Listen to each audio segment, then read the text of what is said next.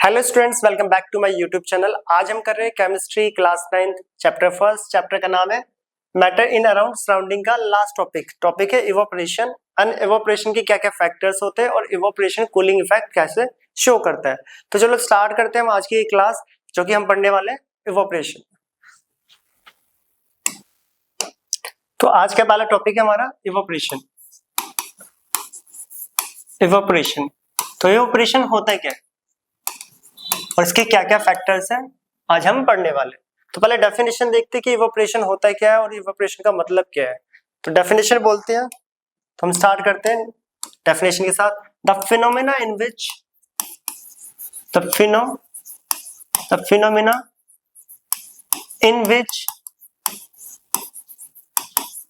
Which the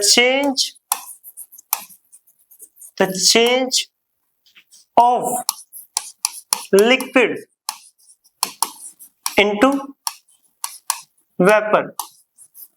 liquid का vapour में convert होना, चेंज होना, लिक्विड से वेपर में चेंज होना एट एनी टेम्परेचर। बहुत इंपॉर्टेंट लाइन है ये, एट एनी टेम्परेचर, किसी भी टेम्परेचर पे, at any temperature below its below their melting point, sorry boiling point बोलेंगे, बिलो देयर boiling point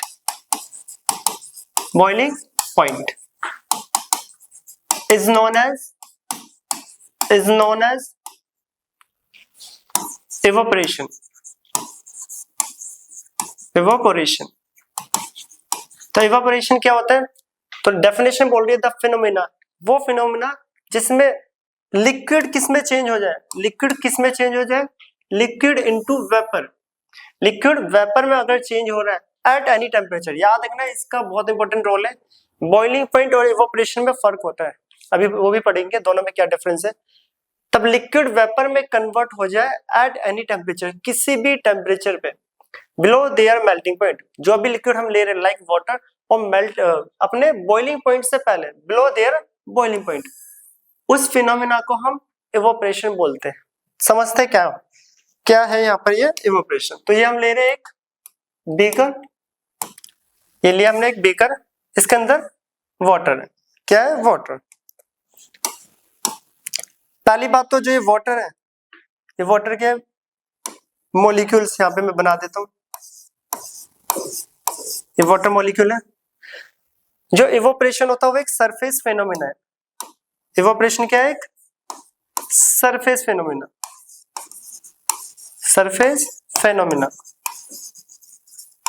तो याद रखना सरफेस फेनोमेना। जब ये जो वाटर है ये क्या हो जाए, लिक्विड से वेपर में कन्वर्ट होना स्टार्ट कर दे। किससे? लिक्विड से वेपर में कन्वर्ट होना स्टार्ट कर दे। जब ये वाटर लिक्विड से वेपर में कन्वर्ट होना स्टार्ट कर दे एट एनी टेम्परेचर, टेम्परेचर कुछ भी हो सकता है, जरूरी नहीं इसके बॉइलिंग पॉइंट तक पहुंचे, बिना बॉइलिंग पॉइंट के पहुंचे। देखो वाटर का जो बॉइलिंग पॉइंट होता है वो 100 डिग्री सेल्सियस होता है। वाटर का जो बॉइलिंग पॉइंट है वो बॉइलिंग पॉइंट ऑफ वाटर जो कि होता है 100 डिग्री सेल्सियस। सपोज अगर मैं इसका हीट मालूम है, इसका टेम्परेचर बढ़ा रहा हूँ, या इसको यहाँ से एनर्जी मिल रही है, हीट मिल रही है, एनर्जी मिल रही है, सनलाइट आ रही है यहाँ से, और जो टेम्परेचर है वो 80 डिग्री की सनलाइट आ रही है। मान लेते हैं सनलाइट आ रही है 80 डिग्री सेल्सियस, ये सनलाइट आ रही है, इस वाटर के ऊपर टकरा रही है। अब देखो बॉइलिंग पॉइंट तक पहुंचा नहीं, ये बॉइलिंग पॉइंट के पास पहुंचे बिना जो सरफेस के मॉलिक्यूल है वो लिक्विड से कन्वर्ट होना स्टार्ट कर देंगे वेपर। सरफेस पे से वेपर बन के स्टार्ट हो जाएगा, और वेपर जो है वो ऊपर की तरफ इवोपरेट कर जाएगा। क्या कर जाएगा? इवोपरेट। और इसी फिनोमेना को बोलते हैं इवोपरेशन। कंडीशन क्या होती है? देखो पहले तो इवोपरेशन में होता है क्या, लिक्विड वेपर में कन्वर्ट होता है। सेकंड एट एनी टेम्परेचर, वो टेम्परेचर 80 हो सकता है, 75 हो सकता है, 85, 60, 65, बॉइलिंग पॉइंट से बिलो होना चाहिए, बिलो देयर बॉइलिंग पॉइंट। अगर ऐसी कंडीशन सिचुएशन है तो वो इवोपरेशन कहलाएगा। क्या कहलाएगा? इवोपरेशन कहलाएगा। तो बेसिकली वैसे अगर डिटेल में देखा जाए तो होता है क्या है, जैसे ये हीट को एब्जॉर्ब करता है ये सरफेस के मॉलिक्यूल, ये एक सरफेस फेनोमेना है। सरफेस फेनोमेना मींस सिर्फ सरफेस के मॉलिक्यूल ही इवोपरेट होता है, पूरा होल लिक्विड इवोपरेट एक बारी में नहीं होता, इसलिए इसे सरफेस फेनोमेना बोलते हैं। इवोपरेशन एक सरफेस फेनोमेना है, ये हमेशा याद रखना। तो बेसिकली होता है क्या, जैसे इसे यहाँ से जो सनलाइट मिल रही है, let's suppose at 80 degree Celsius का टेम्परेचर है, तो सरफेस के मॉलिक्यूल एनर्जी को एब्जॉर्व करेंगे, उनकी फोर्स ऑफ अट्रैक्शन ओवरकम होगी और वो अपने लिक्विड स्टेट से छोड़ के वेपर में कन्वर्ट हो जाएंगे और इस फिनोमेना को बोलते हैं हम इवोपरेशन। तो इवोपरेशन में 3 पॉइंट्स याद रखने, जब लिक्विड वेपर में कन्वर्ट हो जाए एट एनी टेम्परेचर, किसी भी टेम्परेचर पे, हाँ कंडीशन ये है कि बिलो देयर बॉइलिंग पॉइंट से बिलो होना चाहिए, तो उस केस में कहलाएगा इवोपरेशन। तो वाटर को एक गिलास में पानी भर के अगर हम छत पे रख दें और धूप में, तो सरफेस से मॉलिक्यूल क्या हो जाएंगे, इवोपरेट होते जाएंगे, लिक्विड से वेपर में कन्वर्ट होना स्टार्ट कर देते हैं। 100 डिग्री तक नहीं पहुंचेगा, उससे पहले ही क्या हो जाएंगे, लिक्विड वेपर में कन्वर्ट होना स्टार्ट कर देते हैं। सरफेस से मॉलिक्यूल वेपर की फॉर्म में एयर में जाते रहेंगे। इस फिनोमेना को हम बोलते हैं इवोपरेशन। क्या बोलते हैं, इवोपरेशन। तो इवोपरेशन की डेफिनेशन तो बिल्कुल बेसिक सी और बेसिक सा फेनोमेना है, बट याद रखना ये एक सरफेस फेनोमेना होता है, जो कि हम लास्ट में भी पढ़ेंगे आज। अब आता है कि इवोपरेशन के फैक्टर्स क्या क्या है, फैक्टर्स इफेक्टिंग ऑन इवोपरेशन, कौन कौन से फैक्टर्स जो इवोपरेशन पे इफेक्ट करते हैं। तो इसे नोट करें या स्क्रीनशॉट ले, हम आते हैं नेक्स्ट स्लाइड के कि फैक्टर इफेक्टिंग ऑन इवोपरेशन। तो जो नेक्स्ट टॉपिक आ रहा है वो आ रहा है factors affecting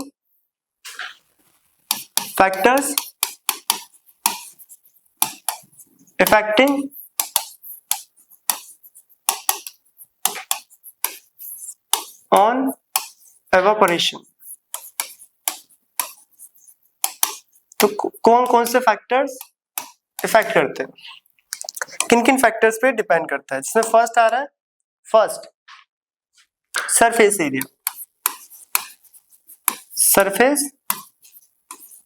area. 1 litre water है, या मान लो वाटर है, एक बार आप एक ग्लास में रखते हो और उसी पानी को एक प्लेट में रखकर धूप में रख देते हो, तो कौन सा वाटर जल्दी इवोपरेट होगा, जिसका सरफेस एरिया ज्यादा होता है वो इवोपरेट जल्दी होता है। फॉर एग्जांपल कपड़ों को जब सुखाया जाता है, एक बार उसको पूरा स्प्रेड करके खोलकर और एक बार ऐसे ही रख दो आप फोल्ड करके, तो कौन से कपड़े जल्दी इवोपरेट हो जाते हैं, कौन से कपड़ों में से वाटर जल्दी इवोपरेट हो जाता है, जिसका सरफेस एरिया ज्यादा होता है। तो यहाँ से ये पता चलता है कि जितना ज्यादा सरफेस एरिया उतना ज्यादा इवोपरेशन। तो आप एक प्लेट में पानी को रखो और एक कप में, और दोनों को धूप में रख देना, तो कौन जल्दी इवोपरेट होगा, जिसका सरफेस एरिया ज्यादा होता है, जिसका सरफेस एरिया ज्यादा होता है। तो जितना ज्यादा सरफेस एरिया उधर उतना ज्यादा इवोपरेशन। इसलिए कपड़ों को हमेशा स्प्रेड करके सुखाया जाता है, ताकि उसमें से जो पानी है वो इवोपरेट जल्दी से हो जाए और जो कपड़े है वो जल्दी सूख जाए। तो यहाँ पे हमें पता चलता है कि सरफेस एरिया से कि rate of evaporation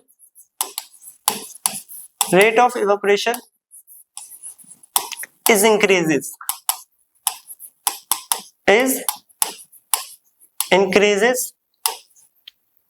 with increases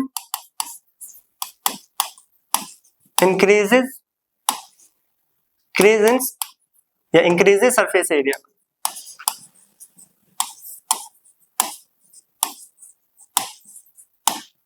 surface area बड़ा होगा जितना, इवोपरेशन उतना ज्यादा होता है, सरफेस एरिया जितना कम, इवोपरेशन उतना कम। इसलिए कपड़ों को सुखाते टाइम अगर आपको उसका वाटर इवोपरेट जल्दी करना है, तो कपड़े को स्प्रेड पूरा खोलकर सुखाना पड़ता है, ताकि जो इवोपरेशन का रेट है, उसकी जो स्पीड है वो फास्ट हो जाए। सेकंड आता है यहाँ पे सेकंड टेम्परेचर, बिल्कुल बेसिक सा, ये तो सभी को पता है कि जितने ज्यादा टेम्परेचर होगा इवोपरेशन उतना ही ज्यादा। धूप में कपड़े जल्दी सूखते हैं और छाया में, जिसे बोलते हैं सब सनलाइट नहीं होती तो कपड़े लेट सूखते हैं। इसलिए गर्मियों में कपड़े जल्दी सूखते हैं और सर्दियों में लेट, क्योंकि गर्मियों में टेम्परेचर ज्यादा होता है, टेम्परेचर ज्यादा होगा तो रेट ऑफ इवोपरेशन भी ज्यादा होगा। क्यों ज्यादा होगा, टेम्परेचर ज्यादा होगा तो मॉलिक्यूल्स के बीच में काइनेटिक एनर्जी ज्यादा होगी, तो मॉलिक्यूल वाइब्रेट करेंगे, जो अपनी फोर्स ऑफ अट्रैक्शन को ओवरकम करते हैं और अपनी स्टेट को लूज कर देते हैं, लिक्विड से कन्वर्ट होकर वेपर में चले जाते हैं। तो टेम्परेचर का क्या फैक्टर होता है कि rate of evaporation increases, rate of evaporation is increases with increase in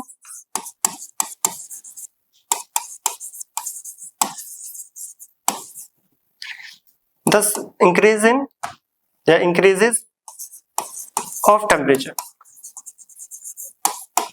तो इवोपरेशन का रेट बढ़ जाता है अगर हम टेम्परेचर को बढ़ा दें, इसलिए गर्मियों में कपड़े जल्दी सूखते हैं और सर्दियों में लेट।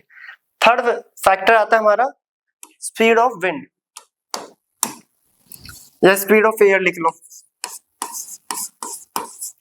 स्पीड ऑफ विंड, जितनी ज्यादा हवा होगी इवोपरेशन भी उतना फास्ट होता है। तो इवोपरेशन एयर की स्पीड पे भी डिपेंड करता है, विंड की स्पीड पे भी डिपेंड करता है कि पंखे के नीचे अगर कपड़े को सुखाया जाए तो वो जल्दी सूखता है, और फैन को ऑफ कर दिया जाए तो कपड़े लेट सूखते हैं, क्योंकि एयर के पार्टिकल उसके सरफेस एरिया से टकराएंगे और वाटर के पार्टिकल्स को इवोपरेट करके ले जाते हैं। ठीक है, वाटर के पार्टिकल जो कि लिक्विड स्टेट में उसको वेपर में कन्वर्ट कर देते हैं, और इसी फिनोमेना को बोलते हैं हम इवोपरेशन। तो जितना ज्यादा स्पीड ऑफ विंड उतना ज्यादा क्या, इवोपरेशन, उतना ज्यादा इवोपरेशन। तो स्पीड ऑफ विंड में हम लिख रहे हैं कि rate of evaporation, rate of evaporation, rate of evaporation is increases with increases speed of wind। ये जो फैक्टर्स है एग्जाम में पूछे जाते हैं क्लास 9th में कि फैक्टर्स इफेक्टिंग ऑन इवोपरेशन। तो पहला surface area, second temperature and तीसरा विंड। जितना ज्यादा सरफेस एरिया उतना ज्यादा इवोपरेशन, जितना ज्यादा टेम्परेचर उतना ज्यादा इवोपरेशन, एंड जितनी ज्यादा स्पीड ऑफ विंड एयर उतना ही ज्यादा क्या होता है, evaporation. And fourth factor humidity, fourth factor आता है यहाँ पर ह्यूमिडिटी, फोर्थ आ रहा है ह्यूमिडिटी। तो ह्यूमिडिटी का मतलब क्या होता है, ह्यूमिडिटी मीन्स जब वाटर में जब एयर में वाटर मॉलिक्यूल्स प्रेजेंट होते हैं उनको हम ह्यूमिडिटी बोलते हैं। कि हमारे पास देखा होगा बारिश के मौसम में कि थोड़ा सा चिपचिपा टाइप जैसा लगता है, गीला गीलापन। तो इसका मतलब होता है जो आसपास की जो एटमॉस्फेयर है उसमें वाटर मॉलिक्यूल बहुत ज्यादा है, इसको बोलते हैं ह्यूमिडिटी ज्यादा है आज। ठीक है, एयर में वाटर मॉलिक्यूल ज्यादा होना ह्यूमिडिटी कहलाता है। अगर एयर में वाटर मॉलिक्यूल पहले से ही ज्यादा है मींस ह्यूमिडिटी ज्यादा है, तो बताओ इवोपरेशन फास्ट होगा या स्लो। अगर हम कपड़े को रखे बारिश के मौसम में, जब कपड़े रखे जाते हैं नॉर्मल, तो वो भी थोड़ा गीले गीले टाइप के होने लग जाते हैं, सीले टाइप या गीले गीले। वो इस वजह से क्योंकि एयर में पहले ही वाटर मॉलिक्यूल इतना ज्यादा है कि कपड़ों के साथ जाके वो थोड़ा सा और गीला कर देता है उसे। तो कहने का मतलब यहाँ पे ये है कि जितना ज्यादा ह्यूमिडिटी होगा, जितना ज्यादा एयर में वाटर मॉलिक्यूल प्रेजेंट है, तो रेट ऑफ इवोपरेशन उतना ही स्लो हो जाता है। मान लो यहाँ का एक ड्राई, इस रूम को मैं दो चैम्बर में डिवाइड कर दूं, इधर का ड्राई वेदर है और हाफ रूम का ह्यूमिडिटी। जहाँ पे ड्राई होगा बिल्कुल वहां पे कपड़े जल्दी सूखेंगे, और जहाँ पे ह्यूमिडिटी होगा मींस वाटर मॉलिक्यूल पहले से ही प्रेजेंट है, तो वहां पे क्या होगा, वहां पे इवोपरेशन स्लो हो जाता है। क्यों, क्योंकि वाटर में, एयर में पहले ही वाटर मॉलिक्यूल प्रेजेंट है, एयर के अंदर पहले ही वाटर मॉलिक्यूल प्रेजेंट है, तो जो कपड़े उससे इवोपरेशन की जो रेट है वो बिल्कुल स्लो हो जाती है। ठीक है, तो मतलब जितनी ज्यादा ह्यूमिडिटी रेट ऑफ इवोपरेशन उतना ही कम। तो rate of evaporation is decreases, rate of evaporation is decreases, evaporation is decreases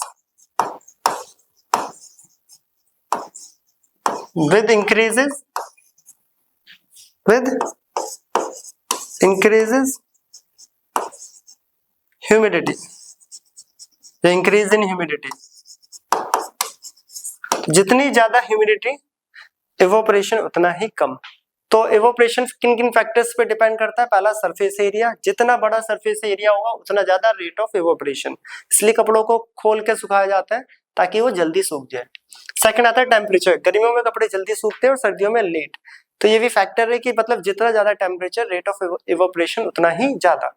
next speed of wind, तेज हवा में कपड़े जल्दी सूखते हैं और कम हवा में स्लो, क्योंकि जितनी ज्यादा एयर होगी, जितनी ज्यादा हवा विंड की स्पीड होगी उतना ज्यादा इवोपरेशन होता है। लास्ट वन इज ह्यूमिडिटी, बारिश के मौसम में कपड़े लेट सूखते हैं क्योंकि बारिश के मौसम में एयर के अंदर वाटर मॉलिक्यूल प्रेजेंट होते हैं, जिसको हम ह्यूमिडिटी बोलते हैं। कि जितना ज्यादा ह्यूमिडिटी रेट ऑफ इवोपरेशन उतना ही कम। तो ये थे हमारे फैक्टर्स किसके, इवोपरेशन के। तो देखो इवोपरेशन हमारा ये ना, the phenomena in which change of liquid into vapour eight any temperature, किसी भी टेम्परेचर पे, किसी भी टेम्परेचर, टेम्परेचर का मतलब क्या है, उसके बॉइलिंग पॉइंट से बिलो होना चाहिए, वो कहलाता है हमारा इवोपरेशन। जब बिलो बॉइलिंग पॉइंट सरफेस के मॉलिक्यूल लिक्विड से वेपर में कन्वर्ट हो जाए उसको हम बोलते हैं इवोपरेशन। इसके फैक्टर्स क्या है, ये चार फैक्टर्स हमने पढ़ लिए, इनको नोट करें या स्क्रीनशॉट लेना। अब हम आते हैं इसके नेक्स्ट टॉपिक पर, जो कि बहुत इंपॉर्टेंट टॉपिक है कि इवोपरेशन कॉज कूलिंग, जिससे क्वेश्चन आते ही आता है क्लास 9th में। तो इसको नोट करें, इन फैक्टर्स को हम आते हैं इवोपरेशन कॉज कूलिंग इफेक्ट। तो आ रहे हम नेक्स्ट पे evaporation cause cooling. Most important topic इस चैप्टर का, इस फर्स्ट चैप्टर से इस टॉपिक से क्वेश्चन 100% आते हैं। इवोपरेशन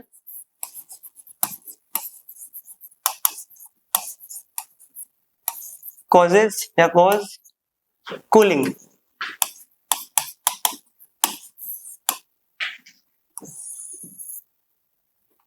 तो इवोपरेशन से कूलिंग कैसे होती है, तो इसको समझने के लिए हम यहाँ पे एक लेते हैं पहले एक बीकर। तो ये हमने ले लिया एक बीकर, ठीक है। तो ये है हमारे पास बीकर, इसके अंदर क्या है, वाटर। वाटर, ये बीकर ले लिया, इसके अंदर क्या है, वाटर। अब ये बीकर क्या करेगा, आसपास की एनर्जी को, इसके जो अंदर वाटर है वो आसपास की एनर्जी को एब्जॉर्ब करेगा। एनर्जी को क्या करेगा, एब्जॉर्ब करेगा। क्यों, क्योंकि इसके जो सरफेस के मॉलिक्यूल है, सरफेस के मॉलिक्यूल को मैं थोड़ा हाईलाइट कर दूं, जो नहीं इस कलर से तो दिखेगा नहीं, तो सरफेस के मॉलिक्यूल मैं हाईलाइट कर रहा हूं। जो सरफेस के मॉलिक्यूल है वो कुछ टाइम बाद देखा होगा, अगर मैं यहाँ पे पानी रख दूं भर के एक ग्लास में या बीकर में, कुछ घंटे बाद या एक दिन बाद आके देखोगे तो वाटर लेवल थोड़ा सा डाउन हो जाता है, या सुनो थोड़ा सा डाउन हो जाता है। ऐसा क्यों, क्योंकि सरफेस से मॉलिक्यूल इवोपरेट कर चुके हैं। अब वो कैसे करे, उन्होंने आसपास की एनर्जी को एब्जॉर्ब करा है, आसपास की एनर्जी को एब्जॉर्ब कर रहा है, और सरफेस के मॉलिक्यूल क्या करने लग गए, यहाँ से इवोपरेट करके, सरफेस के मॉलिक्यूल इवोपरेट करने लगे, सरफेस के मॉलिक्यूल इवोपरेट करना स्टार्ट कर गए, और ये मॉलिक्यूल बाहर निकल गए, इवोपरेट, ठीक है। सरफेस के मॉलिक्यूल इवोपरेट करेगा। अब सरफेस के मॉलिक्यूल इवोपरेट कर रहे हैं, कैसे कर रहे हैं, सराउंडिंग की एनर्जी को, ये जो सराउंडिंग एनर्जी है, जो सराउंडिंग की एनर्जी है, ठीक है, जो ये सराउंडिंग की एनर्जी है, इसको एब्जॉर्ब करके, सही से समझना, सराउंडिंग की एनर्जी को सरफेस के मॉलिक्यूल एब्जॉर्ब करके इवोपरेट करेंगे। अगर आसपास की एनर्जी को वो एब्जॉर्ब कर रहे हैं तो आसपास कैसा फील होगा, एक कूलिंग इफेक्ट। कैसा, कूलिंग, क्योंकि आसपास की एनर्जी को किन्होंने एब्जॉर्ब कर लिया है, सरफेस के मॉलिक्यूल में, इसलिए आसपास कैसा हो जाता है, कूलिंग। और साथ के साथ सरफेस में वाटर मॉलिक्यूल आ चुके हैं, जिसकी वजह से थोड़ा बहुत कूलिंग इसका भी फील होगा आपको। तो बेसिकली होता है क्या है, मान लेते हैं गर्मियों में देखा होगा कि आसपास जो स्प्रिंकल्स वाटर करा जाता है, मींस छिड़का लगाया जाता है पानी का, वो इसलिए लगाया जाता है कि जो सरफेस होता है वहां के मॉलिक्यूल, मैंने उसके ऊपर पानी डाला है, पानी क्या होगा, सरफेस के मॉलिक्यूल की एनर्जी को एब्जॉर्ब करा और आसपास की भी, और एब्जॉर्ब करके इवोपरेट कर गया, तो वो सरफेस और आसपास का एटमॉस्फेयर कैसा हो जाएगा, कूल। क्यों हो जाएगा, क्योंकि आसपास की एनर्जी तो वाटर ने एब्जॉर्ब कर ली है, और ये आसपास का जो एटमॉस्फेयर है ये सब कैसा फील होगा, कूल। तो इसलिए कभी भी इवोपरेशन होता है तो वहां पे कूलिंग इफेक्ट आता ही है, जिसके हम प्रैक्टिकली एग्जांपल में, जो डेली लाइफ के एग्जांपल होते हैं, जो आपने ऑब्जर्व भी करे होंगे, वो सब अभी हम डिस्कस करने वाले हैं। तो दोबारा समझ लेना, ये वाटर की जो सरफेस, मैंने सरफेस इसलिए बोल रहा हूँ क्योंकि इवोपरेशन एक सरफेस फिनोमेना होता है, इसलिए मैं बार बार सरफेस के मॉलिक्यूल वर्ड यूज कर रहा हूँ। तो देखो ये वाटर है एक बीकर में, इसकी अगर आप इस वाटर को यहाँ पे रख दो, मैं यहाँ पे बहुत सारा मतलब पानी डाल दूं थोड़ा बहुत रोड पे जाके या कहीं पे भी, तो पानी को उस टाइम बाद देखा होगा पानी वहां पे गायब हो जाता है। क्यों, क्योंकि वाटर जो होता है इवोपरेट हो जाएगा। अब इवोपरेशन के लिए क्या चाहिए होती है, एनर्जी। तो वो वाटर एनर्जी कहाँ से लेगा, या तो सोइल से लेगा और आसपास के एटमॉस्फेयर से लेगा, और लेकर इवोपरेट हो जाएगा। अब आसपास और सोइल की एनर्जी को लेकर वो इवोपरेट हो गया, तो वो सरफेस, वो एरिया कैसा हो जाएगा, ठंडा। इसी को बोलते हैं इवोपरेशन कॉज कूलिंग इफेक्ट, ठीक है। तो इवोपरेशन से कूलिंग होती है, ठीक है। तो इसी चीज को मैं यहाँ पे लिख रहा हूं, in an open beaker, open beaker the particles of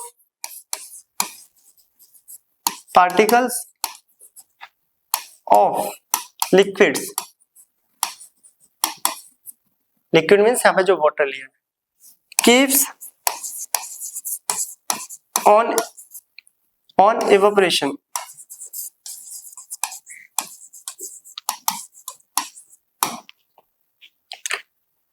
keeps on evaporation. जो लिक्विड के पार्टिकल है ये इवोपरेट कर रहे हैं। क्यों कर रहे हैं, क्यों, क्योंकि जो because particles of liquid, particles of liquid, जो लिक्विड के पार्टिकल्स ये क्या कर रहे हैं, जो कि वाटर हमने लिक्विड लिया है, ये अब्सॉर्ब कर रहे हैं एनर्जी, अब्सॉर्ब एनर्जी, और कहां से कर रहे हैं absorb, from surrounding, from surrounding during evaporation, during evaporation, and makes surrounding, तो आसपास की सराउंडिंग को कैसे कर देगा, ठंडा, सराउंडिंग कोल्ड लिख लो या कूल। तो देख लो यहाँ पे हमने लिखा क्या है, जो मैंने एक्सप्लेन करा था ये लिखा है सामने, इन एन ओपन बीकर, मैंने एक ओपन बीकर रख दिया अभी समझने के लिए। अभी सारी सिचुएशन डेली लाइफ के एग्जांपल्स को अभी हम डिस्कस करेंगे। अभी के लिए हमने क्या करा, in an open beaker the particles of liquid, जो लिक्विड के पार्टिकल्स थे कीप्स ऑन इवोपरेटिंग, इवोपरेट हो रहे हैं, यस और नो, लिक्विड्स के पार्टिकल सरफेस पे से इवोपरेट हो रहे हैं। क्यों इवोपरेट हो रहे हैं, because particle of liquid absorb energy, क्योंकि वो एनर्जी को एब्जॉर्ब कर रहे हैं फ्रॉम सराउंडिंग से, एनर्जी को एब्जॉर्ब कर रहे हैं कहां से, सराउंडिंग से, दिख भी रहा होगा एनर्जी को एब्जॉर्ब कर रहे हैं कहां से, सराउंडिंग से, और सराउंडिंग से जैसे ही एनर्जी को एब्जॉर्ब करेंगे एंड मेक सराउंडिंग कूल, जिसकी वजह से आसपास की एनर्जी तो क्या होगी, कम होगी। क्यों, क्योंकि वाटर इवोपरेट करके उड़ गया, तो आसपास का सरफेस कैसा हो जाएगा, कूल्ड, तो आसपास का सरफेस कैसा हो जाएगा, कूल्ड, या बोल सकते हो ठंडा हो जाएगा आसपास का सरफेस, ठीक है। तो इवोपरेशन से कूलिंग होती है। अगर आप अपने आसपास सड़क पे या ग्राउंड में पानी का छिड़काव करते हैं, स्प्रिंकलिंग ऑफ वाटर करते हैं, ठीक है, तो होगा क्या, वाटर कुछ टाइम बाद इवोपरेट हो जाएगा, आसपास की सारी हीट को एब्जॉर्ब करेगा और आपको थोड़ा थोड़ा ठंडा फील होना स्टार्ट हो जाएगा। तो ये बहुत इंपॉर्टेंट कॉन्सेप्ट ये था। अब एग्जाम्पल देखेंगे कि कौन कौन से डेली लाइफ के एग्जाम्पल्स हैं, ठीक है, इसे नोट करें, बहुत इंपॉर्टेंट। इस चैप्टर से, इस पोर्शन से क्वेश्चन 100% आएगा। वैसे ये इस चैप्टर का लास्ट टॉपिक चल रहा है, तो इससे क्वेश्चन तो आएगा ही, इसको नोट करें। अब हम करते हैं इससे रिलेटेड जो एग्जांपल्स है उनको डिस्कस, जो जो भी बोला है वो सब आने वाले अभी, तो इसको नोट करें। हम आते हैं नेक्स्ट स्लाइड पर।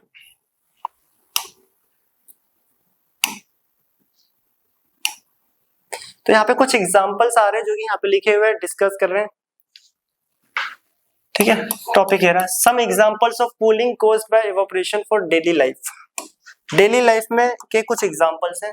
पहला आ रहा है, why do we sprinkle of water on the roof or open ground in summer? ये क्वेश्चन इसी टाइप से आता है जो कि मैं रीड भी कर रहा हूँ। why do we sprinkle water on roof or open ground in summer? तो छत पे पानी क्यों डाला जाता है, छिड़काव करा जाता है, और ग्राउंड में, तो मैंने बताया भी था, जो वाटर होगा वो एनर्जी को एब्जॉर्ब करेगा, एब्जॉर्ब करके इवोपरेट हो जाएगा और आसपास का सरफेस कैसा हो जाएगा, ठंडा, जो कि यहाँ पे लिखा भी हुआ है। During the hot summer evenings, peoples often sprinkle water on the roof of the house or open ground, तो in front of their house, तो घर के बाहर या छतों पे पानी डाला जाता है। रीजन आ रहा है, the water evaporate by absorbing heat from ground। पीछे अगर आपने कॉन्सेप्ट को समझा है, ये वाले जो अभी एक्सप्लेन करा था, इन कॉन्सेप्ट को समझ लिया है, तो सभी क्वेश्चंस का एक ही आंसर है, ठीक है। तो यहाँ पे आ रहा है, the water evaporate by absorbing heat from the ground and the surrounding air, by losing heat the ground become cool and people feel comfortable।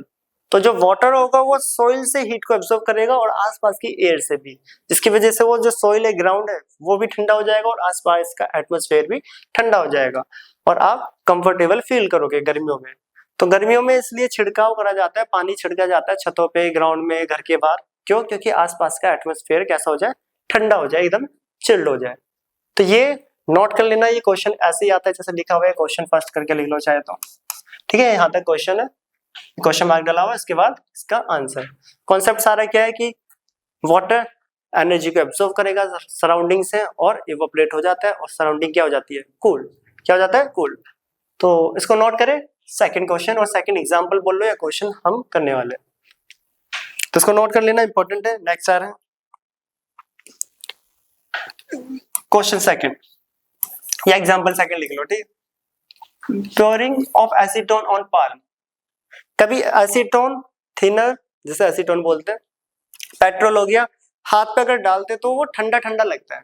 क्या एसीटोन ठंडा होता है? क्या पेट्रोल ठंडा होता है? नहीं, पेट्रोल एसीटोन ठंडा नहीं होता, बट टच करने के बाद वो ठंडा क्यों लगता है? तो समझना, अगर मैंने देखो एसीटोन के अपने हाथ पे डाला तो एसीटोन क्या करता है, हीट को एब्जॉर्ब कर लेगा। हाथ में जितनी भी हीट है, लेटेंट हीट बोल लो या हीट बोल लो, इसको एब्जॉर्ब करेगा और जैसे उसके पास हीट आएगी, एनर्जी आएगी, वो इवोपरेट कर जाएगा। अब वो हमारी हैंड की हीट, जो पाल्म में हाथ, इसकी हीट को एब्जॉर्ब करके इवोपरेट करेगा। तो ये जो हैंड है, ये पाल्म है, ये कैसा हो जाएगा? ठंडा। आपको ठंडा करना, ठंडा फील होगा। तो लगता है कि एसीटोन जैसे कि ठंडा है, बट बेसिकली में वो ठंडा नहीं होता है। एसीटोन को जैसे ही हाथ में डालोगे या पाल्म पे डालोगे, लिखा हुआ है, तो वो एनर्जी को एब्जॉर्ब करेगा और इवोपरेट कर जाएगा। और ये सरफेस कैसा लगेगा आपको? ठंडा। एक तरह से मान लो ये जैसे कि ये एक सरफेस है, ये स्क्रीनिंग, इसकी हीट को मैं एब्जॉर्ब कर लूं सारी, तो ये क्या हो जाएगी? ठंडी। सेम एसीटोन यही करता है, उस सरफेस की हीट को एब्जॉर्ब करके खुद इवोपरेट कर जाता है। क्योंकि एसीटोन जो होता है वो वोलेटाइल होता है। वोलेटाइल सब्सटेंस उन्हें बोलते हैं जिनमें रेट ऑफ इवोपरेशन हाई होता है, ज्यादा होता है। तो एसीटोन करता है क्या? देखो लिखा भी है, if you pour some acetone nail polish remover, जिसको थिनर भी बोलते हैं, on your palm, you feel cold.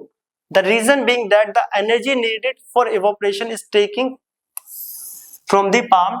By losing heat, palm feel cooling.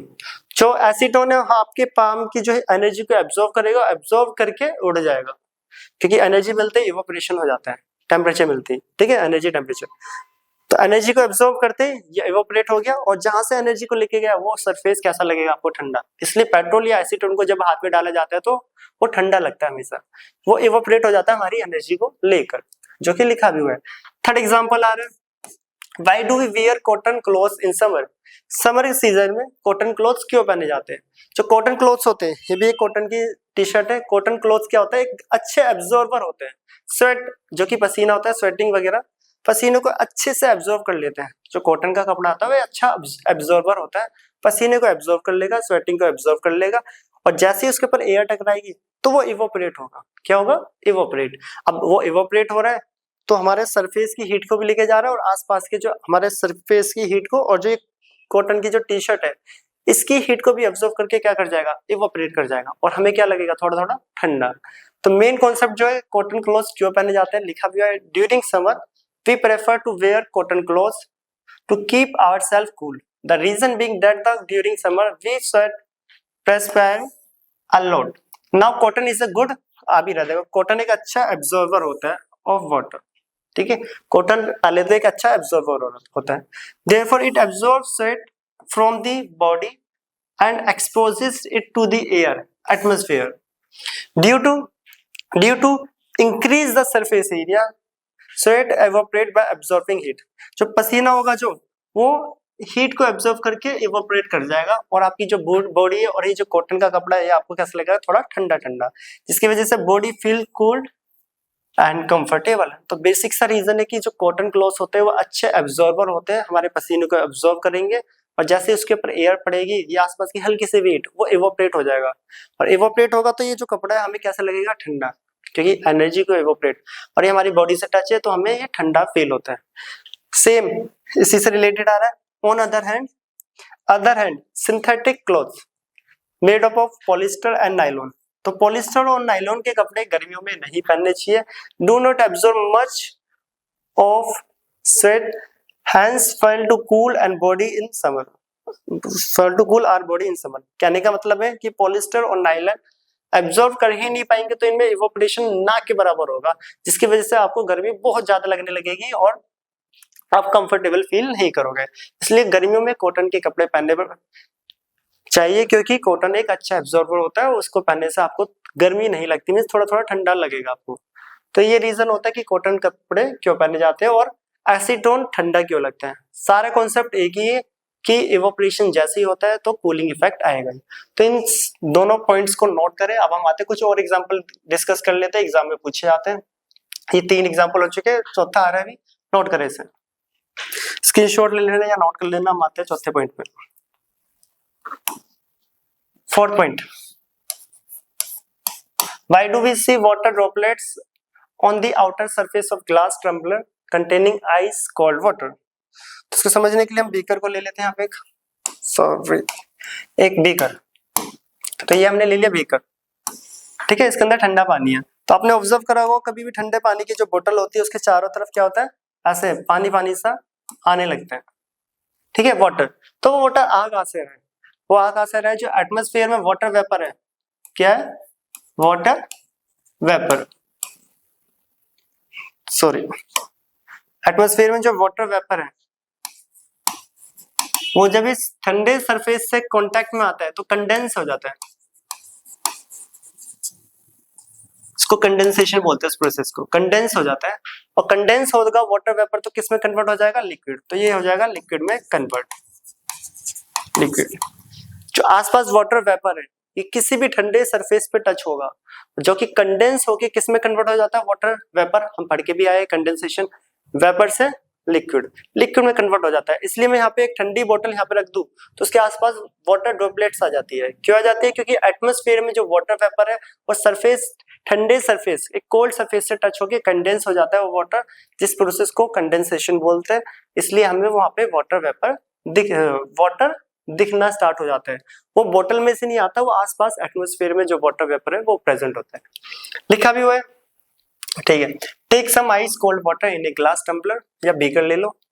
Soon you will notice water droplets on the outer surface. तो हमने देखा होगा आसपास पानी आ जाता है of the tumbler. This is due to reason that the water vapour, ये रहा, the water vapour present in air, जो एयर में वाटर वेपर प्रेजेंट है, on coming in contact with, देखो लिखा भी आ रहा है, जब वो किसके कांटेक्ट में आ जाए, कोल्ड सरफेस के, लूज अपनी एनर्जी को लूज करेगा और कंडेंस्ड हो जाएगा, ठीक है। और कंडेंस्ड होकर किस में कन्वर्ट हो जाएगा, लिक्विड स्टेट। इसलिए हमें वो वाटर वेपर दिखना स्टार्ट हो जाता है, किस फॉर्म में, वाटर के फॉर्म में। तो बेसिक्स है, जो एटमॉस्फेयर में वाटर वेपर है वो कंडेंसेशन हो जाएगा, जब कोल्ड सरफेस पे टकराएगा तो वो क्या बन जाता है, लिक्विड। इसलिए कभी भी ठंडी कोल्ड ड्रिंक या बोतल में ठंडा पानी होता है उसके आसपास आपको गीला गीला टच करने में फील होता है या देखा भी हुआ पानी दिखता है। तो ये रहा उसका रीजन। फिफ्थ एग्जांपल इवोपरेशन का। Why is ice rubbed on a burnt part of a skin? कभी भी जब स्किन जलती है, मान लो आपकी फिंगर आग में थोड़ी सी जल गया है, अब आप क्या करोगे, उसके ऊपर आइस से सिकाई करी जाती है। आपने सुना भी होगा बर्फ की सिकाई करने से थोड़ा सा रिलीफ मिलता है। ऐसा क्यों, जो आइस होता है, देखो यहाँ पे लिखा भी हुआ है, जो आइस होगा उसकी हीट को एब्जॉर्व करेगा, और एब्जॉर्व करेगा तो हमें यहाँ पे कैसा फील होगा, कैसा फील होगा, एक कूलिंग इफेक्ट, मतलब ठंडा ठंडा फील होने लग जाएगा। जो कि यहाँ पे लिखा भी हुआ है, when a finger of some other part of the body gets burned, ठीक है, फिंगर वगैरह अगर आपकी जल जाए, we rub the burnt portion with the ice cube, तो आइस क्यूब से रब करा जाता है। The reason being that due to the burning, the temperature of injured skin is increased, जो स्किन जली है उसका टेम्परेचर बढ़ गया है। When ice is rubbed, the excess of heat from the skin is taken by the large latent heat of fusion of water.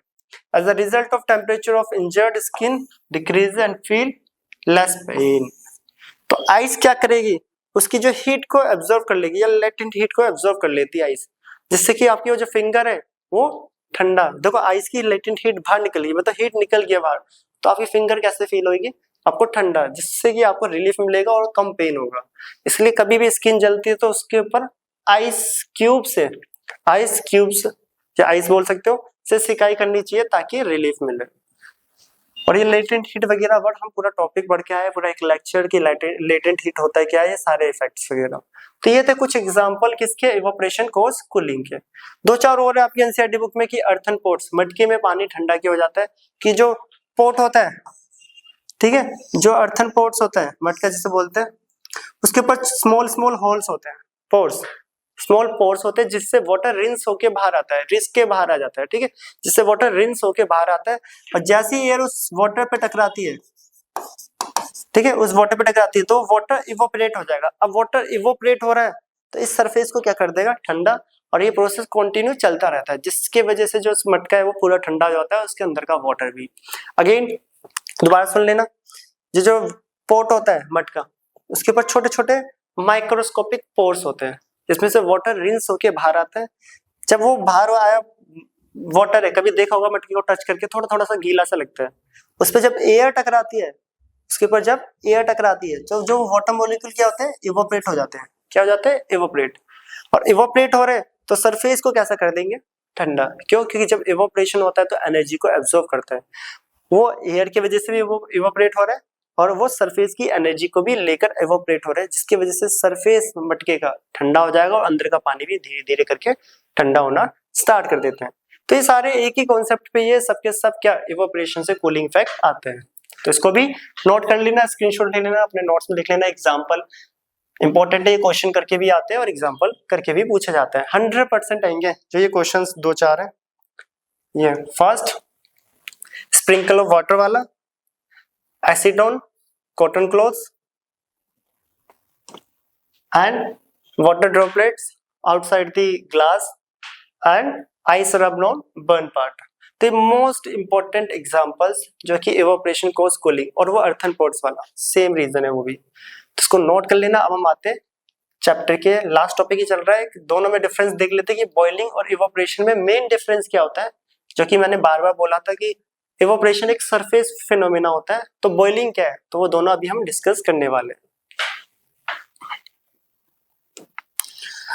तो next आ रहा है हमारा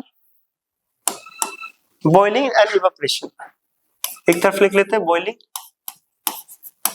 आधा बच्चों को लगता है दोनों एक ही होता है, बट रियल में दोनों फिनोमिना अलग है। Evaporation,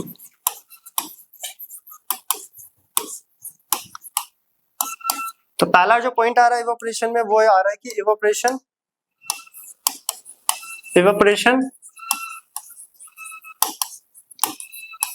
takes place at any temperature,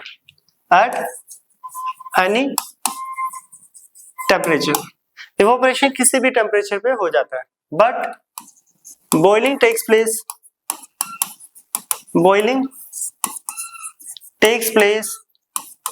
place at a particular temperature, at any particular temperature. Boiling for example water को अगर आप बॉईल कर रहे हो, अगर मैं बोला ना वाटर को बॉईल करा जा रहा है, तो बॉइलिंग पॉइंट वाटर का 100 डिग्री सेल्सियस है, वो फिक्स्ड है, एक पर्टिकुलर टेम्परेचर जो कि क्या है, फिक्स्ड है।